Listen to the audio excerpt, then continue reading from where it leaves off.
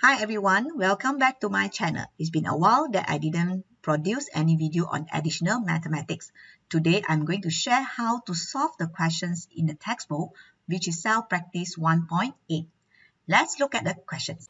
Hi everyone, today I would like to share on how to solve the questions from the textbook, which is self-practice 1.8, chapter 1, functions. Okay, so this is the first questions in the arrow diagram. On the right, function f map x to y. Find f4. Okay, so f4, this is from x map to y. So this is the function f. So to get the f44 is the object. Okay, means that we need to find the f4 means we need to find the image. So this is our object f4. So what is our image? So our image is negative 5. Therefore, the answer for A is equal to f4 is equal to negative 5. How about question B? Question B, this is to find the inverse of negative 1. If inverse means that map y to x, means that another way round, this is inverse. Okay, this is inverse. So inverse negative 1 means from here, negative 1, okay, back to the object. Okay, so now this is object and this is an image because it's inverse functions. So inverse of negative 1, the answer is 6. So the answer for the part B, which is 6. So how about C? C also find inverse of 2. So inverse of 2, here, the 2 is here. Okay, inverse back to here. So answer is negative 2. So we write the answer. Inverse of 2 is negative 2. So how about the D? D also inverse. Inverse of negative 5. So inverse of negative 5, we look at the here, negative 5. So inverse back to here. So answer for inverse negative 5, which is equal to 4. So that's the answer for questions number 1. Okay, let's have a look on the question number 2. The question number 2, the function g and h are defined by gx equal to 5 over 2x, 2 minus x, and x not equal to 2. And the function hx is equal to 3x plus 6. So we need to find the g12 for the first questions. So for g12, very simple. We just substitute the 12 inside the function here. Okay, to find, because it's a normal function. Let's start to calculate the answer. So to get G12, okay, for part A, so it's equal to 5 over 2 minus 12. Substitute the 12 inside the x, the variables, okay? So 2 minus 12, which is 5 over negative 10.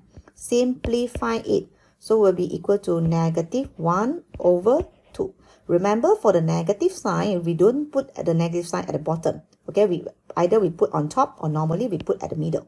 Okay, put the sign of negative middle. Okay, negative 1 or 2. So how about for the part B? So for the part B is to find inverse. Inverse, this is inverse of 4. Okay, so we use a variables or any letter to represent the negative, the inverse of 4. We can make it, let's say, equal to A. So for the inverse, we know that if inverse 4 equal to A, means the GA is equal to 4. Okay, it's a reverse operations. Okay, the reverse. Okay, the inverse functions. So this one is the basic or the concept the students have to be mastered. So GA equal to 4. So now we can substitute the value of, this is our G, right? Function of G. Now we can substitute our A inside here. Okay, inside here. We substitute with A. So let's continue to find the GA. So we find the GA. Okay, we substitute the x with A. 2 minus A. Now we have a GA. Okay, GA is equal to what? So we can compare the value. So this is GA. This is also GA. So we compare the value. So now GA is 5 over 2 minus A. Therefore, 5 over 2 minus A is equal to 4. Okay, so we can do the cross multiplication. Okay, cross multiply, right? So 4 times 2 is 8 minus 4a equal to 5. Okay, simplify it. So 5 bring over to the left side. 8 minus 5, 3. So my a is 3 over 4. Okay, not yet finished. When you know that, actually just now, I represent my a, g is the inverse, the g4. Inverse of 4. Inverse of g.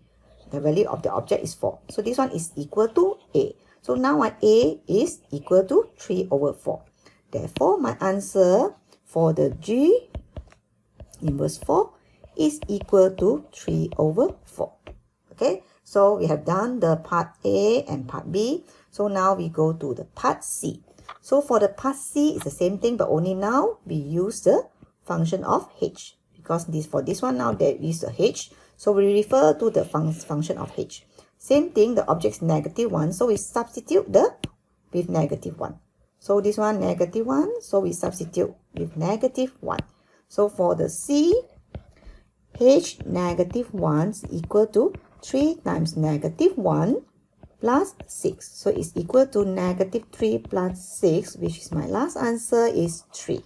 So complete for the part C. We go to the part D. So part D is the same thing. We find the inverse of h.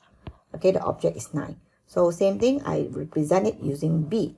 So using the concept of the inverse, my HB is equal to 9.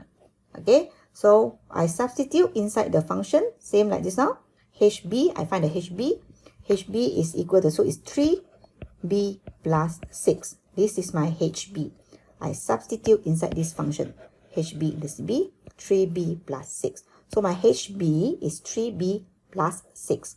So HB equal to what? HB also equal to 9. So we can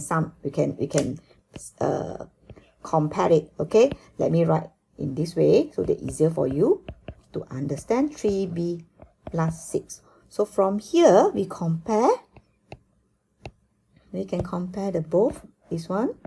Okay, so since the both is also HB, so 3b plus 6, 3b plus 6 equal to 9.